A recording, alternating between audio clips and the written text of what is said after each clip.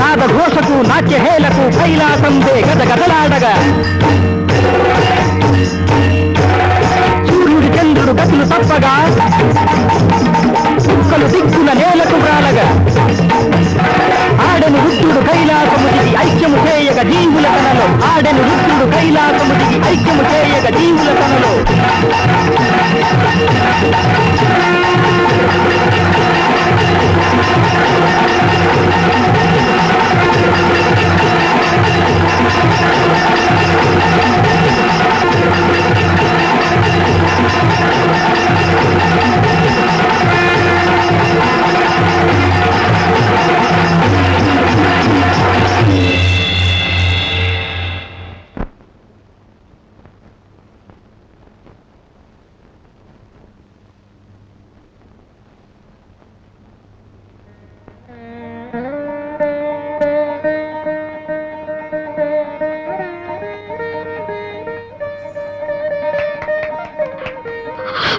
సర్వేశ్వర శాస్త్రి గారు, మీ సిగ్గు పొగ్గులవ్వ. ఆ రోజు శర్మగారి మీద నెగ్గిన గర్వంతో దిగ్గున లేచి భగ్గున మండిపడ్డారు కదా. ఈ రోజు నిగ్గు తేలిన ప్రభతో ప్రతిభతో ఈ మల్లె మొగ్గ నెగ్గింది, మీ బొగ్గ వాచేలా జవాబు చెప్పింది. ఇక మీరు తగ్గేసి మాటకు తల బొగ్గేసి ఊరంతా ముగ్గేసి శర్మగారిని సన్మానించండి. ఆ తర్వాత మీకు సిగ్గనిపిస్తే ఆ దగ్గు ఆపేసి నా దగ్గరికి రండి. ఓ బుగ్గు గిన్నెడు మందిస్తాను. జగ్గు నీళ్లు కలిపి బుగ్గు తాగినట్టు తాగి రగ్గు కప్పుకుని పడుకుందురు గాని. ఇప్పుడు ఆయన కాళ్ళు కడగండి, చేతికి కంకణం తొడగండి.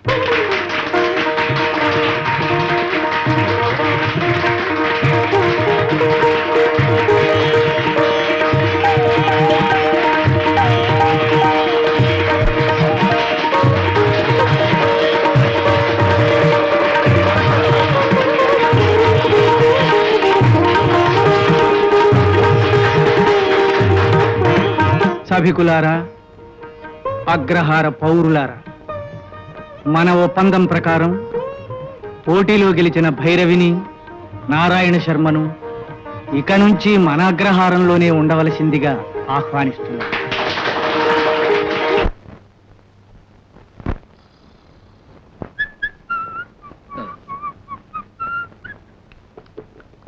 ఏమిటయ్యా జబ్బు? నువ్వా ఎరా? గస్తీ గుమస్తాల చంకన సర్టిఫికెట్ల బస్తాతో బస్తీ అంతా గస్తీ తిరిగొస్తున్నట్టున్నావు. ఏమైంది? ఉద్యోగం వచ్చిందే? రాలేదు నాన్న, ఇంకోటికి ఇచ్చేశారు. ఎవరైనా ఉద్యోగం రాకపోతే బాధపడతారు, నువ్వు సంతోషపడతావేరా అక్కుపక్షి? ఏం చేయ, నువ్వు చావనా?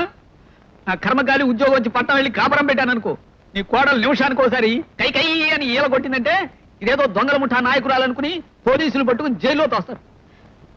మొన్న ఏం జరిగిందో తెలుసా? తెలీదే. విను, పట్టణం తీసుకెళ్ళానా, అక్కడ రైలు ఎక్కబోతూ స్టేషన్ లో మామిడి తాండ్ర రమ్మేవాడిని చూసి కుకూ అని ఓ విసిరింది. అది గాడ్ తీయలేమో అనుకుని రైలు వెళ్ళిపోయింది. చస్తున్నాను అనుకో దీంతో. విధి వైపరీత్యం. మంచి మర్యాదలు గల మహామగువ మానవ సేవే మాధవ సేవని మనసారా నమ్మిన మహా ఇల్లాలు మర్రి చెట్టు మహాలక్ష్మమ్మ గారి ముద్దుల మూడో మనవరాలు కదా అని మనవి చేసుకుంటే, నాన్న నీ ప్రాసాపు చస్తున్నాను. ఈ జన్మలో నువ్వు కథ రాయలేవు, రచయితవి కాలేవు. ఇంకా ఎందుకు ప్రాసా ప్రయాసను? నోర్మోయ్! మొక్కుబడికి బుక్కులెన్ని చదివినా పక్క చిక్కిన కుక్క గొడుగు మొక్కల, చదలు కొట్టేసిన చెక్క ముక్కల, కుక్క పీకేసిన పిచ్చి మొక్కల బిక్కమొహం వేసుకుని ఒక్క నోట్లో కుక్కుతూ బొక్కుతూ బెక్కుతూ చుక్కలు లెక్క పెడుతూ ఇక్కడే ఈ ఉక్కలో గుక్క పెట్టి ఏడుస్తూ ఈ చుక్కల చొక్కా వేసుకుని డొక్కు వెధవల గోళ్లు చెక్కుకుంటూ నక్క పీనుగుల చెక్కిలా తింటూ అరిటి తొక్కల ముంగిట్లో తుక్కుల చిక్కు జుట్టేసుకుని ముక్కుబడి విరుస్తూ కోపం కక్కుతూ పెళ్ళాన్ని రక్కుతూ పెక్కు దిక్కుమాలిన పనులు చేస్తూ రెక్కలు తెగిన అక్కు పక్షిలా నక్కి నక్కి ఈ చెక్క బల్ల మీద పక్క చుట్టలా పడుకోకపోతే ఏ పక్కకు ఓ పక్కకెళ్ళి పిక్కబలం కొద్దీ తిరిగి నీ డొక్క శుద్ధితో వాళ్ళని ఢక్కా ముక్కీలు తినిపించి నీ లక్కు పరీక్షించుకుని ఒక్క చక్కటి ఉద్యోగం చిక్కించుకుని ఒక్క చిక్కటి అడ్వాన్స్ చెక్కు చెదరకుండా పుచ్చుకుని తీసుకురావచ్చు కదరా తిక్క సన్నాసి. ఇందులో 56 కాలున్నాయి తెలుసా? తెలిసింది. ఏమిటి? ఈ తిక్కలు మందు.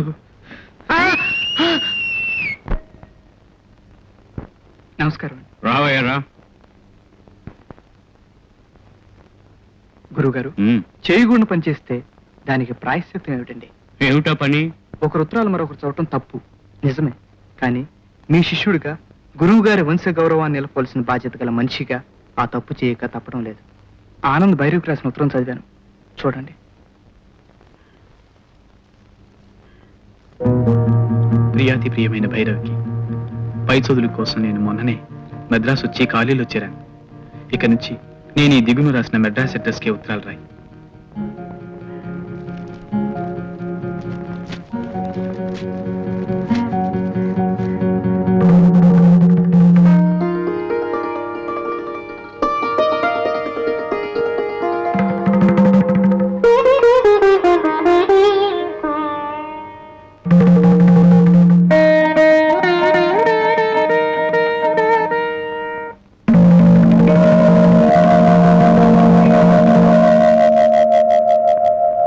ఆనంద్కి మనం రాసిన ఉత్తరం తిరిగి వచ్చేసిందమ్మా.